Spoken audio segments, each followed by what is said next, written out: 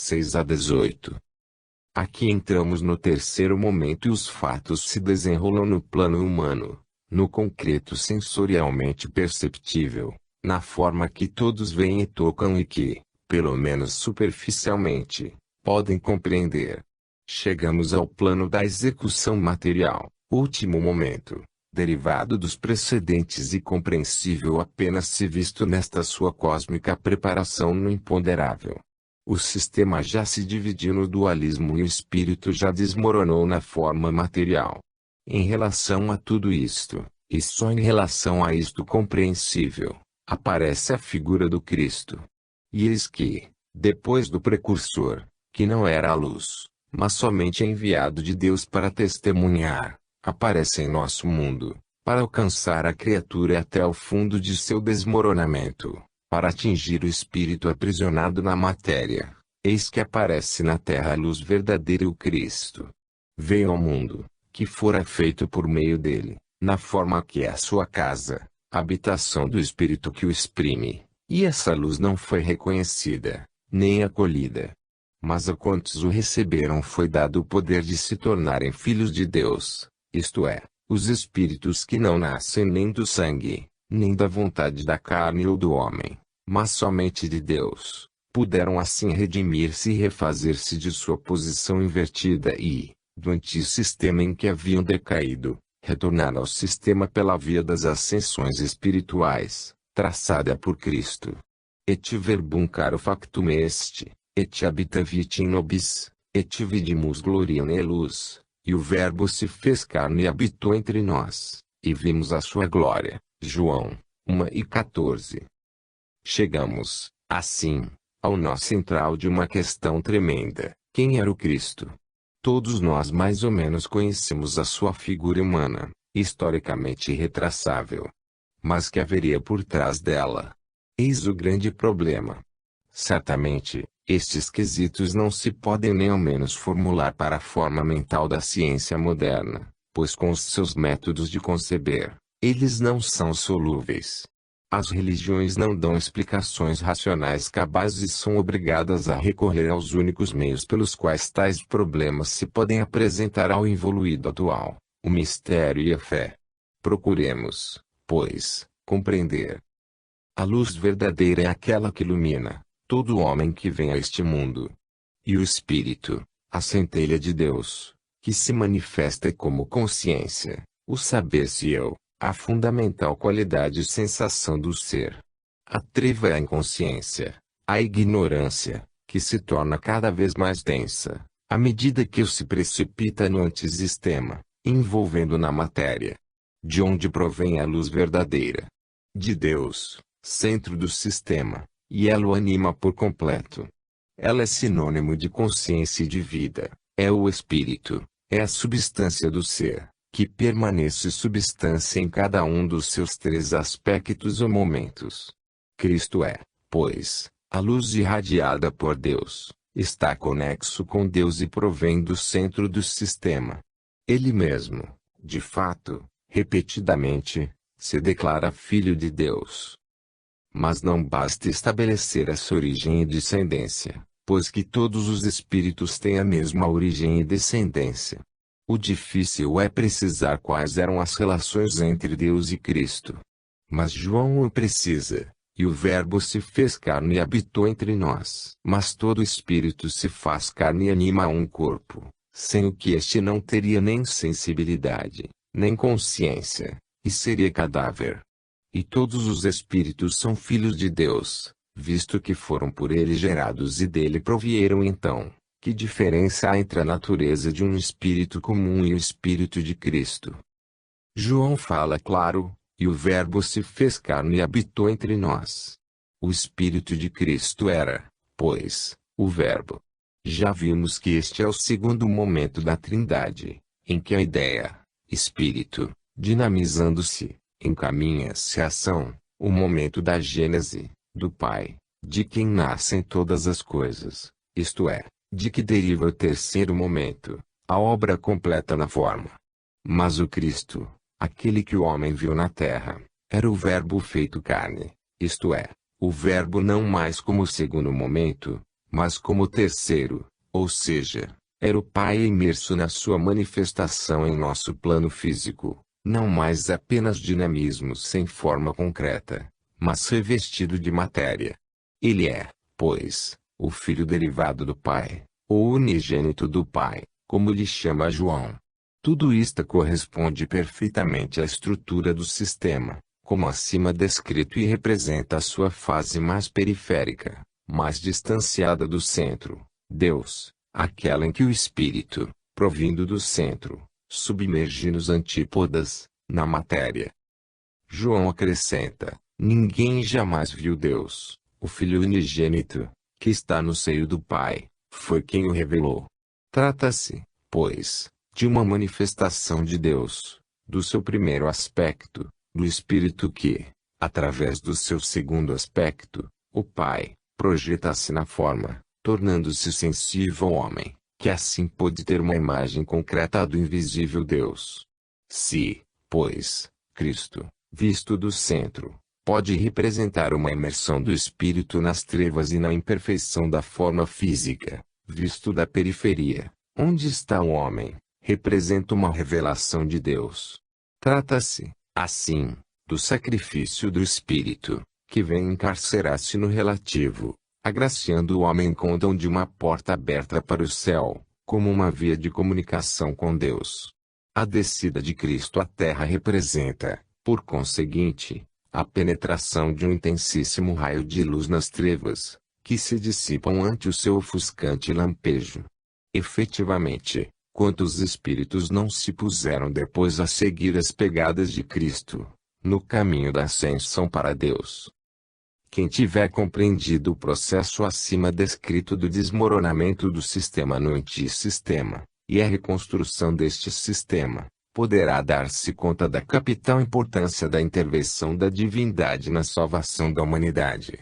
Só assim podemos compreender o significado da redenção. A história do mundo não é somente feita de guerras e de impérios, mas também de imponderáveis impulsos espirituais. Céu e terra se tocam. Muitos se preocupam com definir se Cristo seja Deus ou apenas um profeta. Trata-se possivelmente apenas de palavras, atrás das quais se oculta unicamente a preocupação da supremacia absoluta do próprio chefe espiritual, sobre todas as outras hierarquias e religiões. Preocupações humanas. Baste-nos por ora ter estabelecido o princípio da proveniência de Cristo.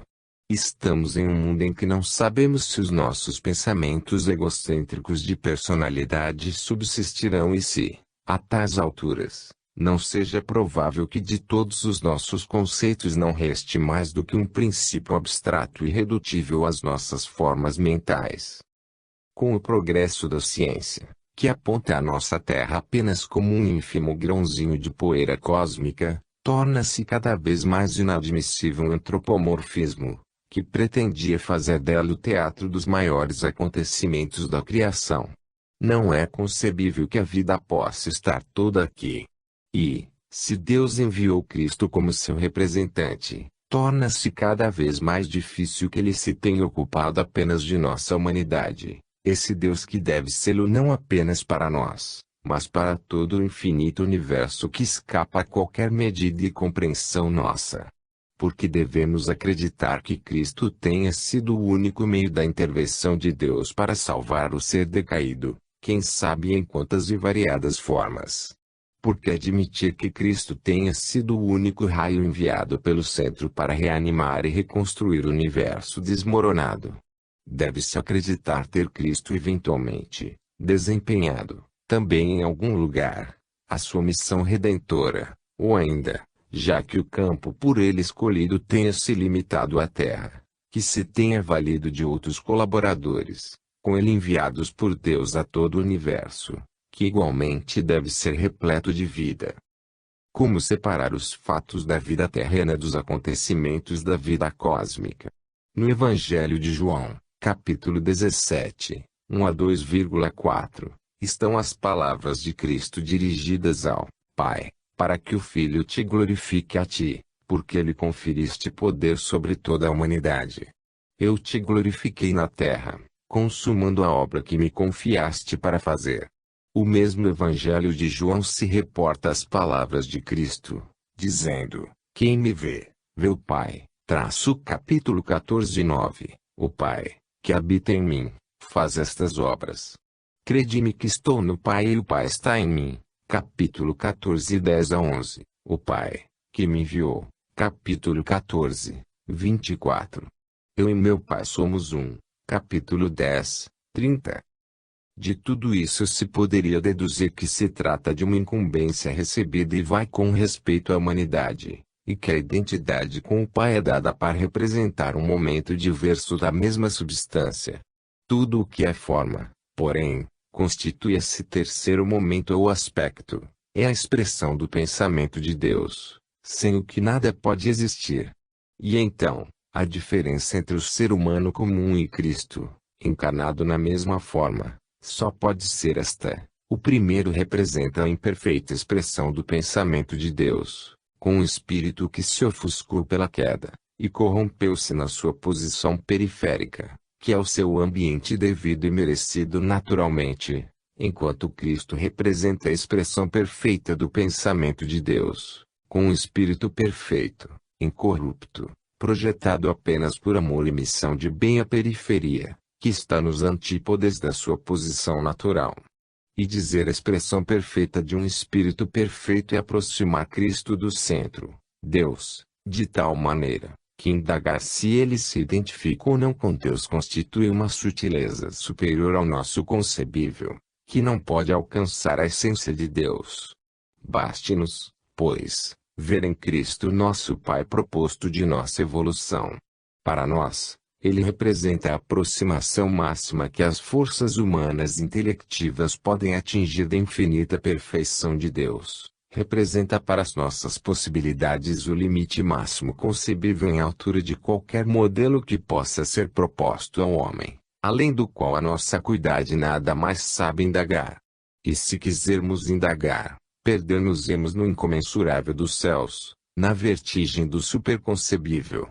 Cristo provém de um centro que é luz tão ofuscante, que o olho humano nada pode distinguir. Um outro problema, contudo, nos aguilhou.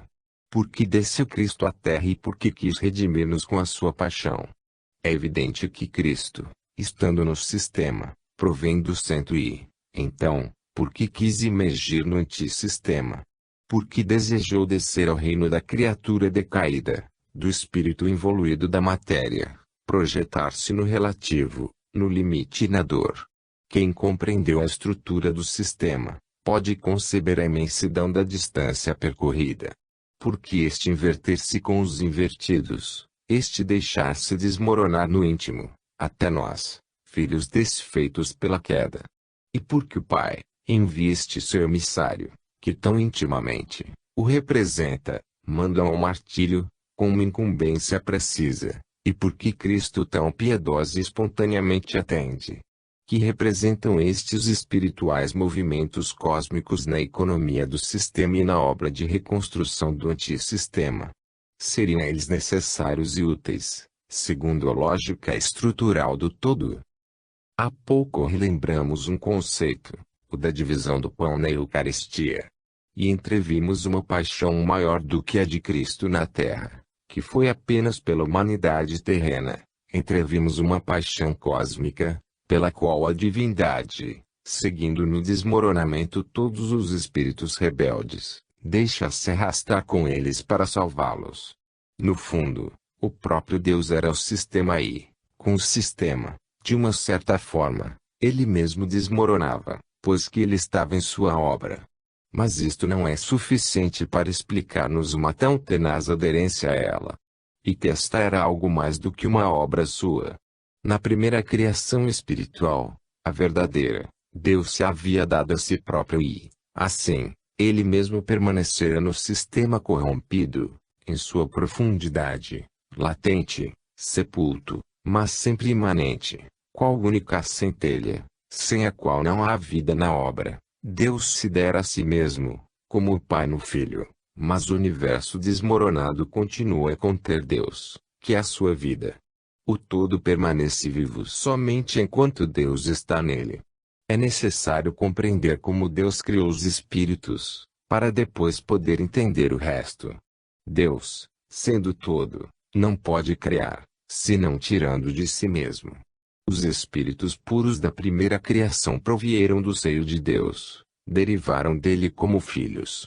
Donde surge um fato de alta relevância: todo espírito é da mesma natureza de Deus, como o Filho é da mesma natureza do Pai, natureza inalterável. Poderá ela ter se desvirtuado, decaído, ofuscado, aprisionado no limite e na dor, imergindo na ignorância e na inconsciência. Todavia, a sua qualidade originária de centelha de Deus, diante de um incêndio cósmico, qual é Deus, é indestrutível. E assim ela permaneceu. Ora, essa natureza divina do Espírito não se destruiu, quando ele se rebelou, convulsionando o sistema.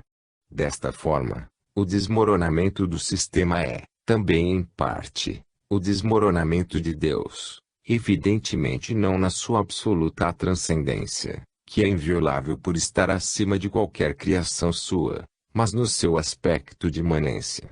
Se significa a presença de Deus no universo desmoronado, isto pode de algum modo ser tomado como um desmoronamento de Deus, à semelhança do que pode suceder com um homem que, embora sendo espírito acima das necessidades do corpo, se este adoece, também a alma sofre.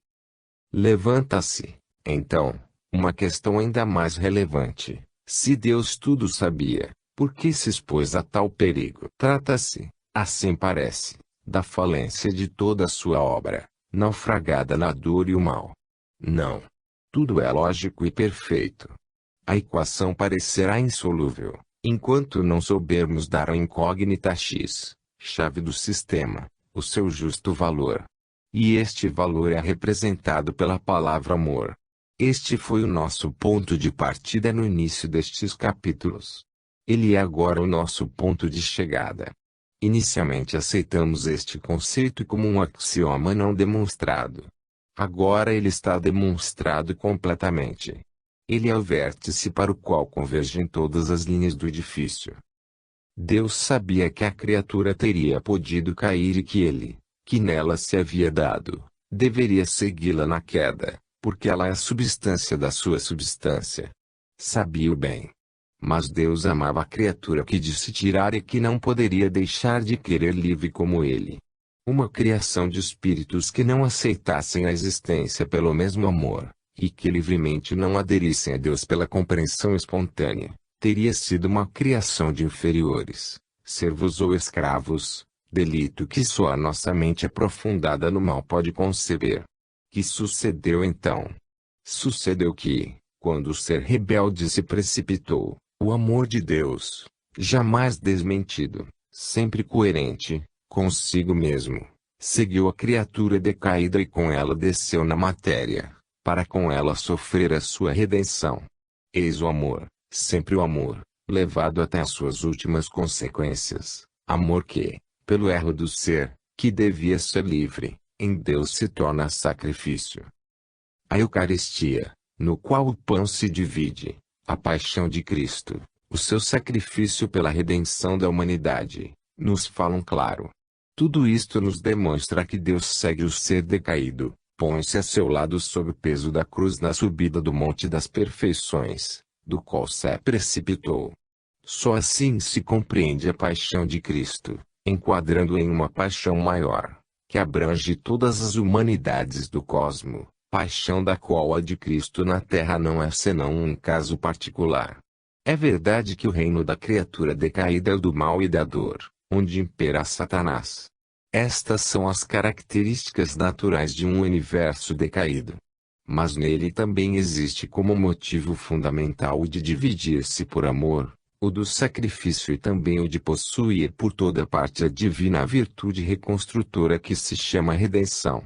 Nesta paixão maior de todo o universo não é apenas Cristo que morre na cruz, mas qualquer espírito em quem Deus vive que, encarcerado nas dores de uma existência inferior e pervertida, submete-se a uma crucificação cósmica, em que o grande centro também sangra e padece. Eis a que ponto chegou o amor de Deus. Até que ponto Deus quis respeitar-nos ser a liberdade? Deus atingiu o extremo de querer intervir para salvar, pagando com o que era seu, assim como do que era seu havia dado ao criar. Altruísmo máximo coincidindo com o egocentrismo máximo, pois Deus é tudo o que existe. O ser, ainda que decaído, nas suas profundezas espirituais não pode deixar de sujeitar-se ao Deus, o Pai, sua origem. Assim, tudo que ele sente e vive deve estar sujeito a Deus. O sistema implica conexão e relações entre centro e circunferência. A criatura se comunica com Deus através da oração, transmitindo-lhe as suas aspirações inclusive as suas alegrias e dores. Tudo o que sente registra na profundidade do espírito, onde Deus está. Deus, que se encontra em nosso íntimo, vive tão junto a nós, que partilha conosco as nossas alegrias e sofre as nossas penas. A nossa inconsciência, treva do espírito, impede-nos perceber esta realidade. Basta, porém, o despertar da alma para se sentir invadida pela universal presença de Deus. Somos, pois, pobres seres decaídos no mal e na dor. Triste tributo este, que é justo porque foi desejado. Mas Deus está junto de nós. Ele está junto de nossa humanidade no seu aspecto de Cristo, que conosco colabora na reconquista do paraíso perdido. Na imensa obra de reconstrução, todo o universo está empenhando sob o comando de Deus, no curso desta longa estrada traçada pela lei, e que se chama evolução. Deus coloca-se ao lado do ser sepultado na dor e, com ele, põe-se a subir. Na profundeza se existe uma dor, em que Deus e a alma sofrem juntamente numa união que adoçura qualquer sofrimento, mas do qual apenas os espíritos despertos têm consciência. No esforço da reconstrução não estamos sós, mas colaboramos com Deus, que assume o grande encargo desse difícil trabalho. No sistema devia existir para o ser também uma grande força de coesão, nele inserida desde o seu nascimento, que em qualquer caso e a qualquer custo impede a sua desagregação. Força essa que ligaria o Criador à criatura, pela qual Deus viria colaborar diretamente na reconstrução e, no caso da Terra, enviaria Cristo a encarnar-se na evoluída forma humana, assumindo-lhe todas as misérias. E o que poderia ser essa força, senão o amor, do qual nos fala o universo inteiro e ao qual nos reconduz cada momento seu? Se é verdade que há tanto mal e tanta dor, é porque tais são as qualidades do antissistema. Mas este, com a ajuda contínua de Deus, está se reconstruindo em sistema. Esse mal e essa dor vão se reabsorvendo por obra do amor, do qual, não obstante tudo, o universo está saturado. É verdade que Satanás se conserva rebelde, em luta. Mas ele está na superfície, na periferia. E é verdade também que Deus é ainda mais ativo e está presente em toda parte. Cristo veio à Terra a fim de sacrificar-se por amor. A sua paixão é toda um mistério de amor. A Eucaristia é feita de amor imperecível. As suas últimas palavras foram de amor: isto vos mando, amai-vos uns aos outros. João 15:17. Assim como o Pai me amou, também eu vos amei, permanecei no meu amor. Idem 15:9. O Pai vos ama, porque me tendes amado. Idem 16:27. Este amor é o raio de Deus, que ilumina e vivifica o universo. Por amor Cristo desceu ao mundo, reino de Satanás, que fez dele um tormento. Mas Cristo venceu em espírito. O fato de Cristo nos ter trazido amor, demonstra que ele provém do centro e que é um reconstrutor. O amor na periferia, em que nos encontramos, se despedaçou em ódio, fragmentou-se nas rivalidades egoístas que Cristo nos ensinou a reconstituir em unidade, amando-nos uns aos outros. Com este seu mandamento fundamental, Cristo quer fundir os fragmentos do uno, assim desmoronado com a queda do ser. Com o Evangelho, a boa nova anunciada aos homens de boa vontade, Cristo representa para a humanidade o toque de pôr mãos à obra, sob a sua direção, na reconstrução de um novo e mais elevado plano do edifício desmoronado do sistema. Fenômeno biológico, pois, que diz respeito a toda a vida, em marcha evolutiva. Cristo veio, assim, revelar-nos uma vida nova, veio manifestar-nos um mais profundo e, consequentemente, um mais real aspecto de Deus, o do amor, verdade antes ignorada pelo homem que não sabia conceber a não ser o feroz, ainda que justo, Deus dos exércitos da Bíblia. Na época da vinda de Cristo, a humanidade começava a evoluir um pouco ou se preparava para tanto. Estava, assim, à altura de receber princípios mais amplos, inacessíveis antes à sua inconsciência demasiado evoluída. Logo que o terreno ficou preparado, uma nova semente foi lançada para fecundá-lo. Faz 2 milênios que ela já sepulta, 2 grandes dias da história.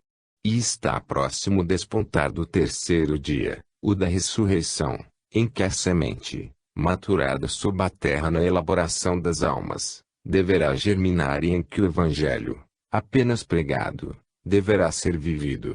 E assim o templo será realmente reconstruído em 3 dias.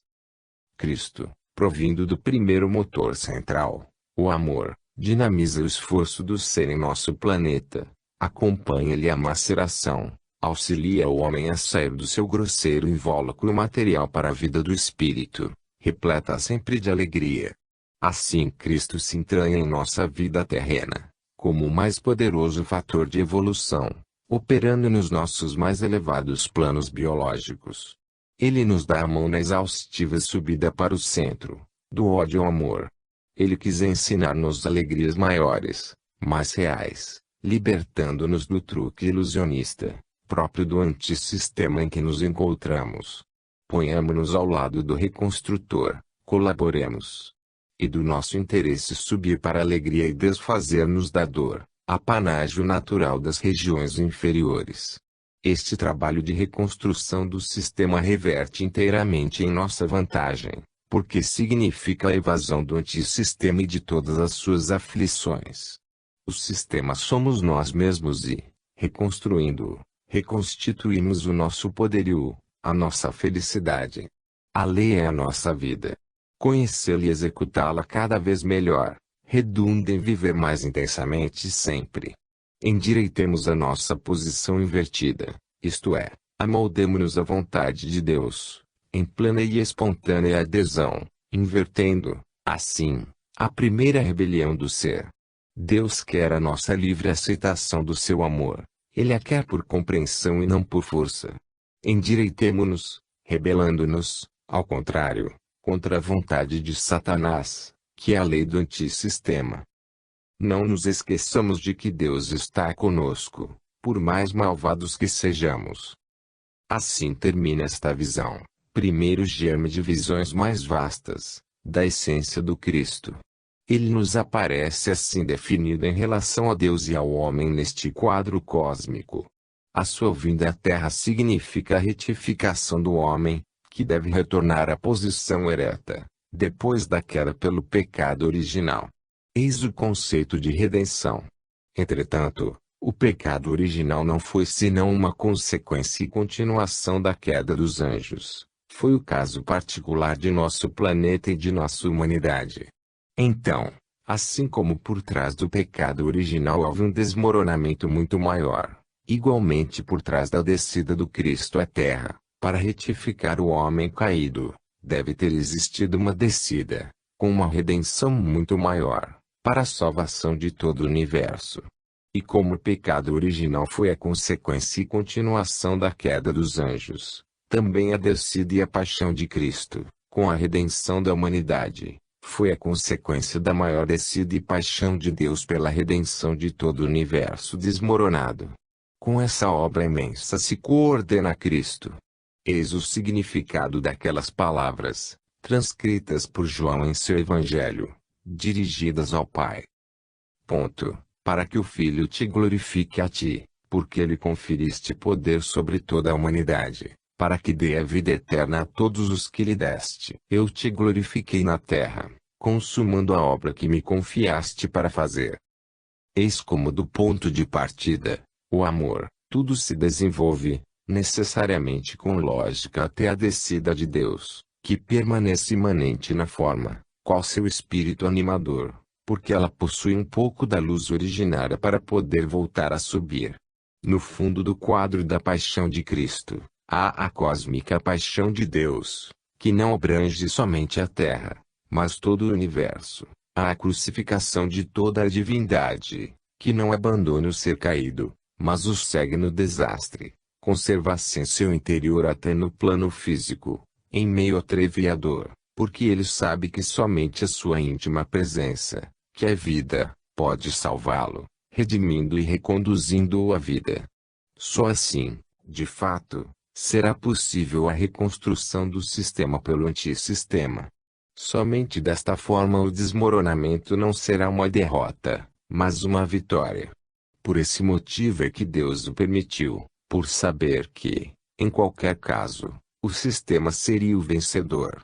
E a vitória final de Deus em todo o universo será expressa pelo triunfo do seu princípio fundamental, o amor.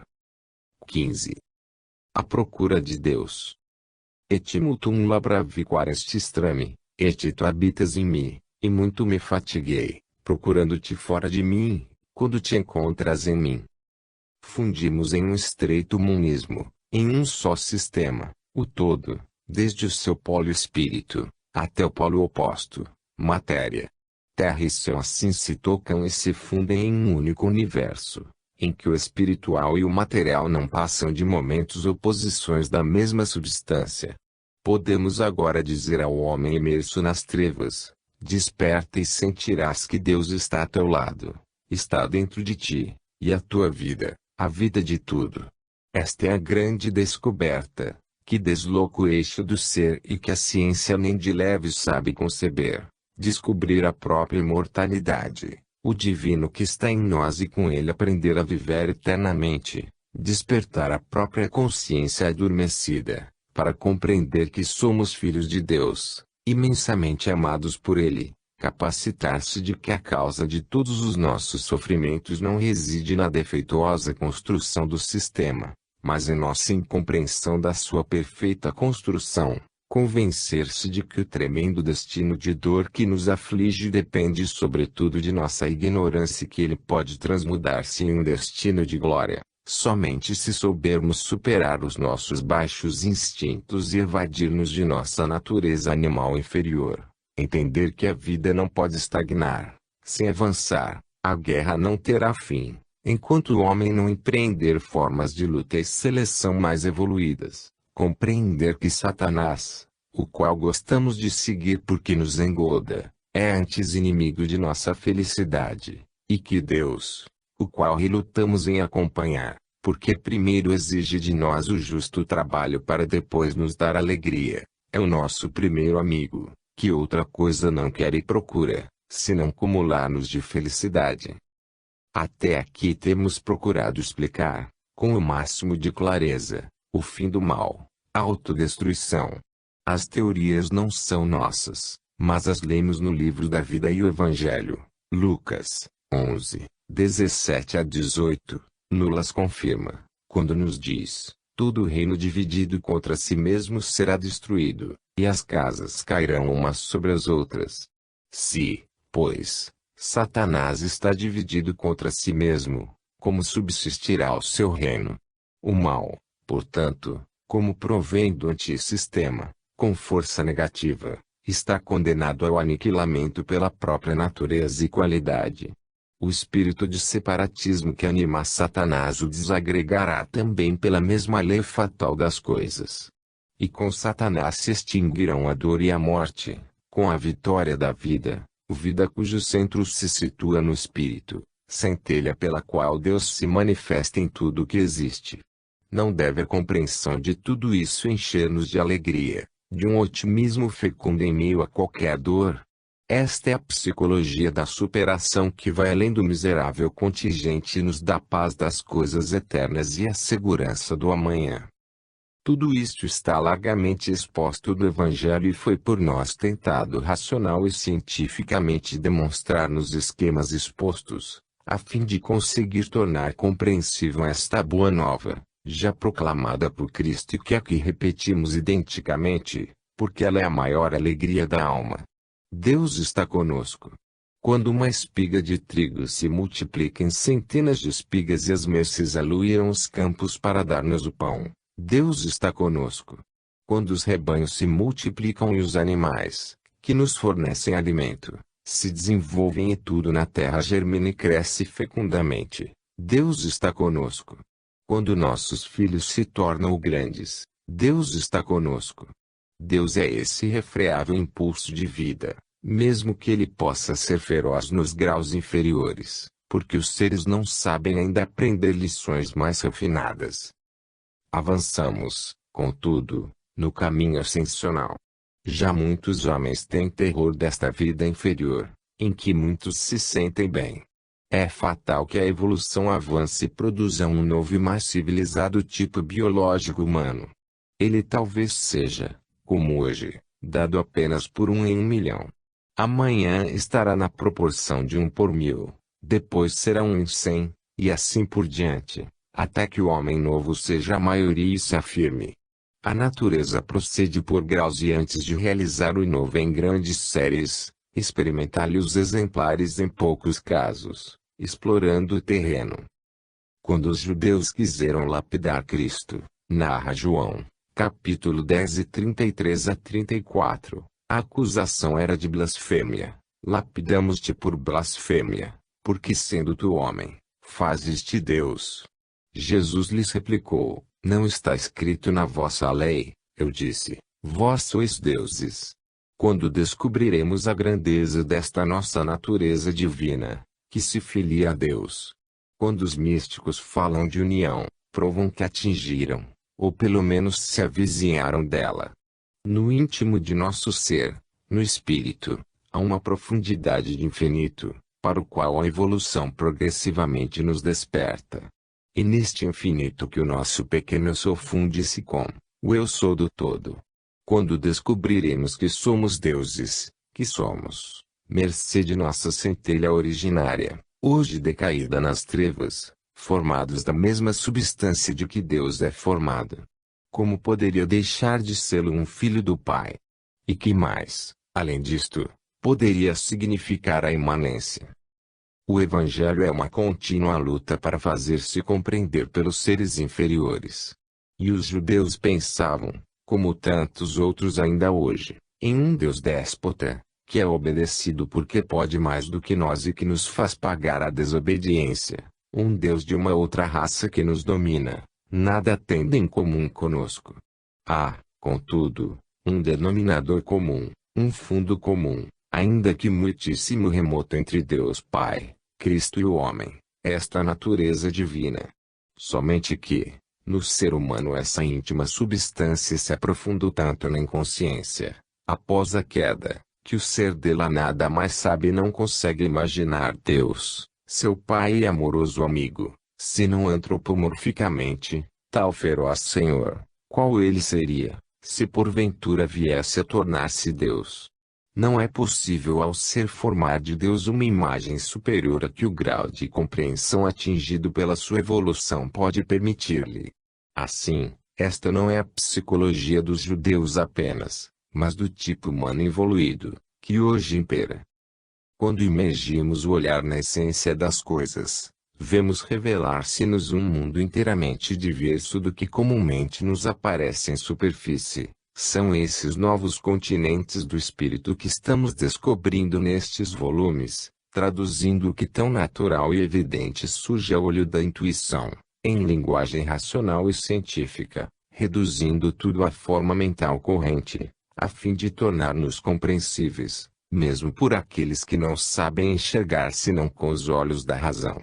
Encontramo-nos diante das mesmas dificuldades que na Terra encontrou o Evangelho, na mesma luta por se fazer compreendido.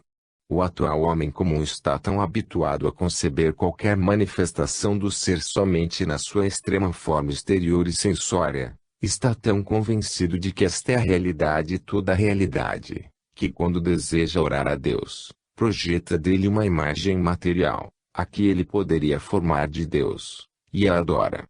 Ela não é mentira consciente. É uma tradução da linguagem espiritual, que lhe é incompreensível, em uma linguagem concreta, a ele acessível. Assim pode ver e tocar as imagens de Deus. Esta é uma ingênua necessidade de involuídos, que não conseguem pensar e orar a não ser com o corpo, e com os sentidos. Mas certamente, para quem sente Deus em sua universal presença e potência, isto pode parecer uma profanação, ainda quando, nos casos mais felizes, constitua um lampejo capaz de reavivar a centelha da arte.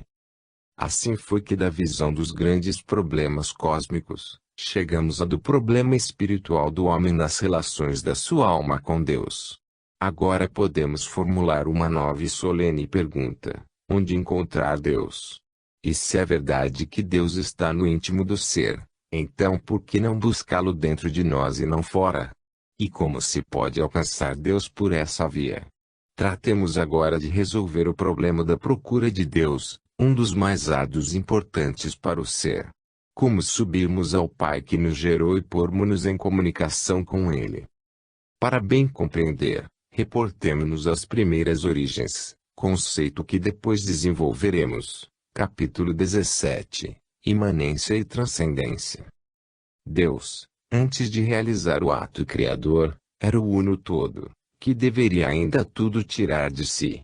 Sobrevindo à criação dos espíritos, o sistema desmorona, como já vimos, e com ele, de certa forma, desmorona também Deus, que, sendo o seu íntimo animador, não podia ir, por amor, não devia separar-se dele, houvesse o que houvesse. Por isso nasceu de Deus o aspecto de imanência, que o torna presente no antissistema ou sistema desmoronado, como igualmente vimos. Mas em seu aspecto transcendente, ele está além de qualquer criação sua e dos fatos a ela referentes. E a sua divisão nestes dois aspectos representa juntamente a divisão do todo no dualismo, que será depois a característica desse todo, cindido daí por diante em sistema e antissistema, entre Deus e Satanás que, então, nasceu como tal, o antagonista. O partir do pão na Eucaristia, já vimos que significa exatamente a divisão do uno no dualismo, prelúdio da imanência, pela qual o princípio fundamental e originário do amor não pode subsistir a não ser como sacrifício. Eis a lógica concatenação que liga a divisão do pão à paixão de Cristo, cuja descida à terra, em corpo humano, é um caso e prova fulgurante da imanência de Deus no antissistema, em que nos encontramos. Sem imanência, não poderia existir a paixão e redenção maior que Deus realiza em todo o nosso universo, como já expusemos. E a Eucaristia, para o caso particular de nossa humanidade e do Cristo que a preside, representa justamente essa imanência. Isso quer dizer que Cristo não quis descer à terra por uns poucos anos apenas, mas aí quis ficar permanentemente presente em espírito, na Eucaristia, que expressa a imanência de Deus em nossa humanidade, com finalidade regeneradora, redenção. E esta, que é a via da descida, representa também o canal da subida, o fio de comunicação com a divindade. Que significa imanência, senão que Deus permaneceu no fundo de nosso ser como espírito, a animá-lo e fazê-lo envolver, reconduzindo-o a ele. O espírito, como já afirmamos, é o fundo comum entre Deus Pai, Cristo e o homem, e só através desse fundo comum é possível a comunicação. Isto confirma ainda que Deus realmente não pode ser alcançado senão quando descemos conscientes à profundeza de nosso espírito. Veremos a seguir o que significa, conscientes. Ouçamos as confirmações que nos enviam as grandes almas, as que souberam percorrer esse caminho de retorno. Diz-nos Agostinho, este Deus superior sumo, interior íntimo meu, Deus está nas supremas alturas e também no meu íntimo. E acrescenta, falando de Deus, et multum laboravi, quaeresti extra mi, et tu habitas em mi. Agostinho testemunha, portanto, que Deus está na intimidade do ser e que não deve ser procurado fora, mas dentro de nós. Paulo afirma a respeito de Deus, In ipso vivimus, movimur et sumus, nele vivemos, nos movemos e existimos. São Paulo em Atenas, Atos 17, 28.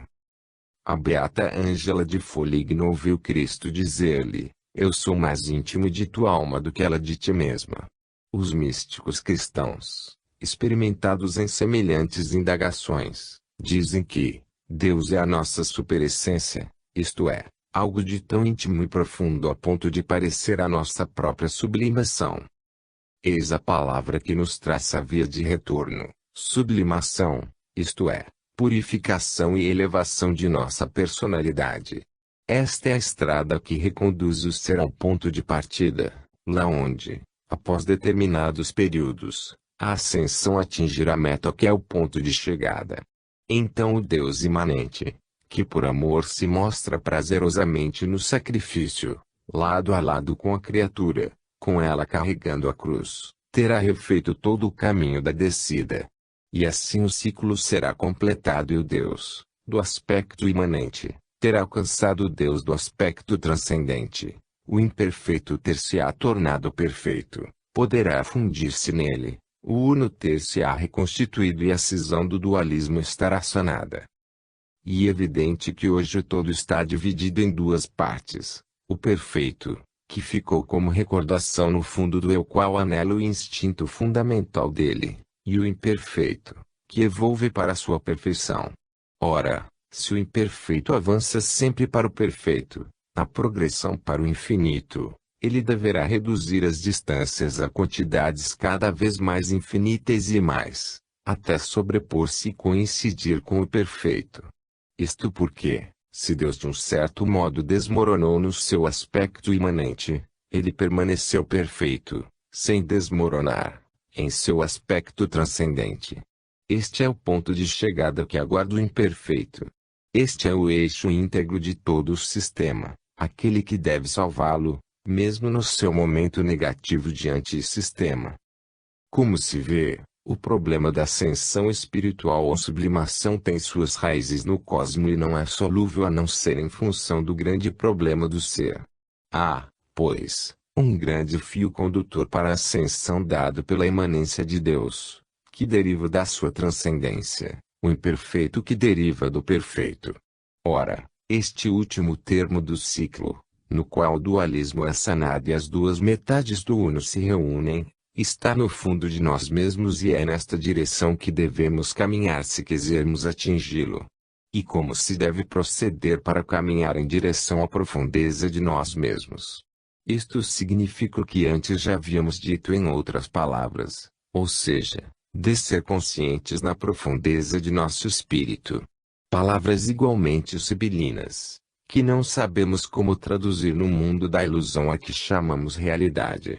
Trata-se de passar de uma linguagem verdadeira, onde tudo se faz com o espírito, única realidade, para uma linguagem falsa, onde tudo se faz com o corpo e com os seus sentidos, construtores da ilusão. O leitor, todavia, vê como estamos assediando e envolvendo a fortaleza em que o problema se entrincheira, até poder finalmente penetrar nela. Primeiro encaramos do alto das posições máximas do ser. Abordamo-lo agora de baixo, partindo de nosso corpo físico. A primeira qualidade do existir, que chamamos de vida, é o sentir. A insensibilidade é característica da morte, ausência do espírito. A sensibilidade é atributo do espírito, que é o existir. Espírito significa o que é. Onde falta o espírito, não há existência, porque Deus é espírito, isto é, a plenitude do ser. A sensibilidade, ou seja, a aptidão de perceber, como nós a possuímos, é qualidade exclusiva da alma. Uma vez esta destacada do corpo, este não mais sente, ainda que os seus órgãos estejam intactos. O místico, arrebatado em êxtase, não percebe mais através dos sentidos, porque a alma está ausente deles. Quando estamos distraídos, a mensagem sensória chega regularmente à alma, mas esta não a registrou e, assim, vendo, não enxergamos, escutando, não ouvimos. Sabemos que os nossos vários órgãos sensoriais nada mais são do que aparelhos de captação e transmissão de ondas, não mais. Isto implica que existe um ponto de chegada da transmissão a que estão ligados esses aparelhos. O sistema central, cerebral, para o qual converge o periférico, é apenas um órgão de seleção e coordenação, ainda situado na dimensão espacial, enquanto eu possui a faculdade de juízo e de síntese, próprias de outras dimensões. Aqui não pertencem nem o sistema central, nem o periférico. Trata-se de um eu princípio unitário de todo o organismo e que, como tal, permanece inalterável, não obstante o crescimento e envelhecimento deste, que está sujeito a um contínuo transformismo. Nesse princípio está o abstrato, o supersensório, algo de qualitativamente diverso da vibração transmitida, qualquer coisa que pensa, quer e reage depois, por meio de outros órgãos. Eis o espírito, que se une a Deus. Ele põe-se em comunicação com o mundo exterior por intermédio dos órgãos do corpo, os quais lhe transmitem sinais que ele interpreta e que lhe permitem registrar uma limitada gama de vibrações, som, luz, calor, necessárias à sua vida terrena, além das quais ele nada percebe do mundo exterior. O resto do universo terá também ele a sua sensibilidade, pois que é igualmente animado de vida, isto é, de espírito, de Deus imanente. Mas qual seja ela, não o sabemos. Não podemos saber se a matéria, quem sabe de que maneira, sente a sua estrutura atômica, se um cristal percebe a sua vibração molecular, a célula, o seu metabolismo, uma planta, o mundo exterior.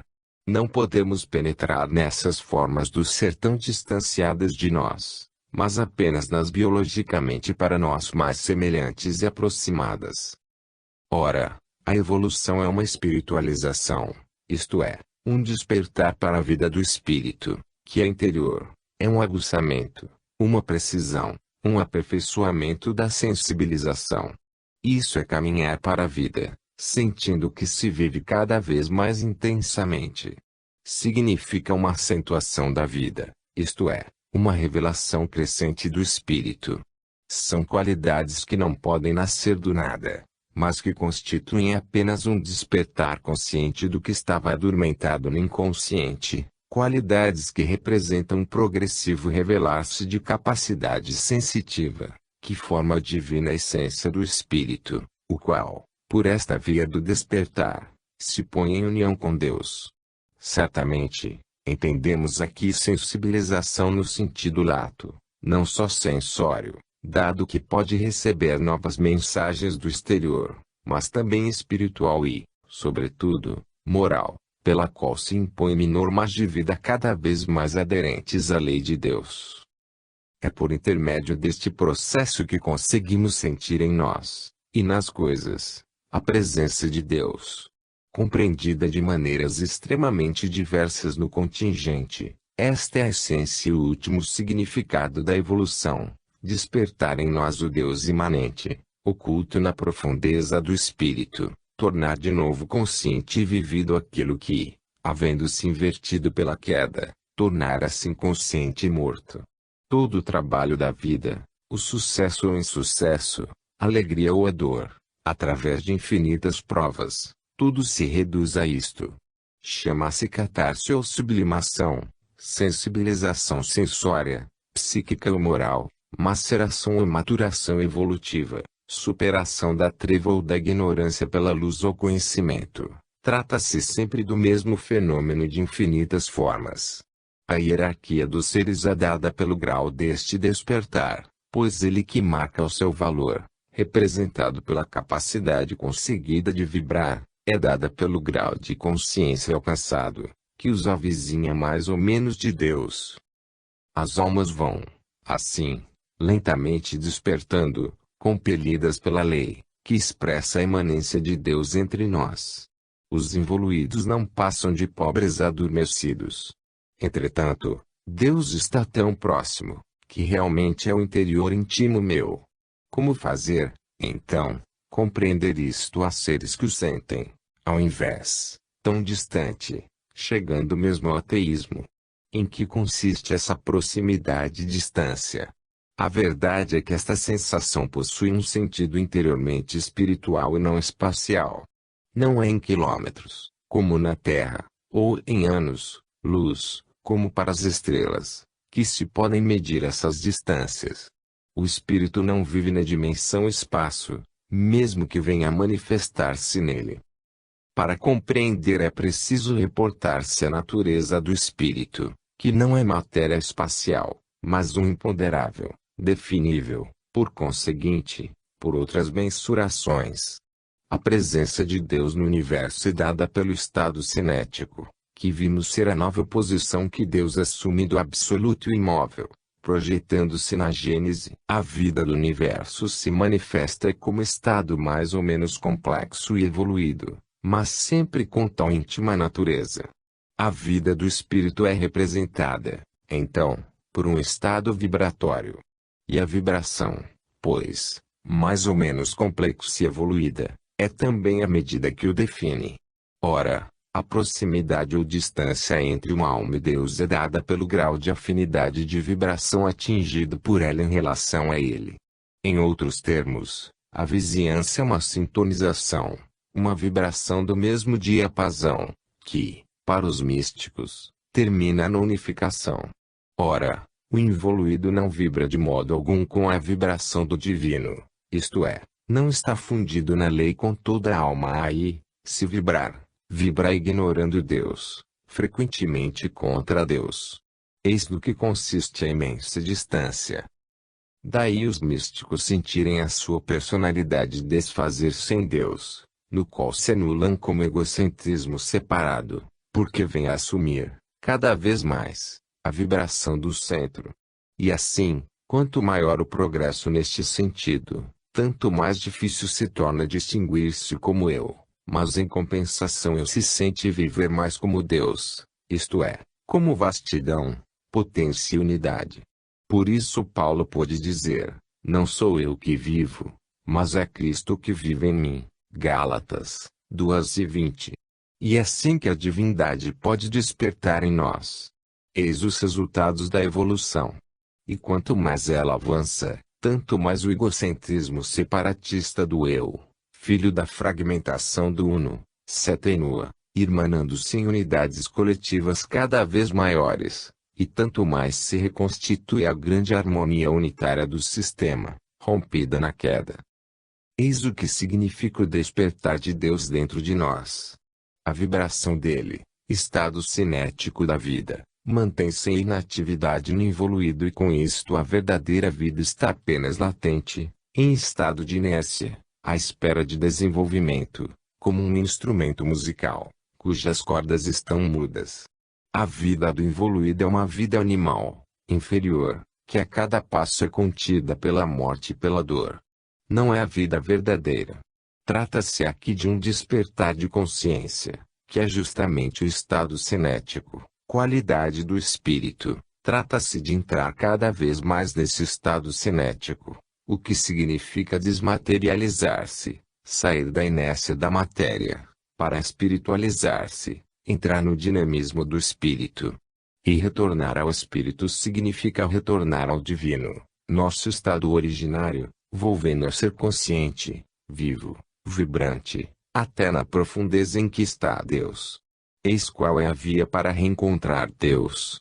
Quando o homem tiver se tornado consciente da presença de Deus em si, o caminho da evolução estará completado, o edifício desmoronado estará reconstruído, a natureza rebelde terá volvido ao Criador.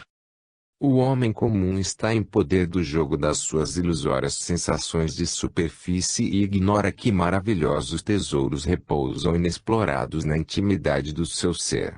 Mas aqui estão descritos de forma racional as profundas mutações ocorridas na alma, quando um homem se torna santo. Poucos as reparam porque a maioria vive de sensações a que escapam tais interioridades.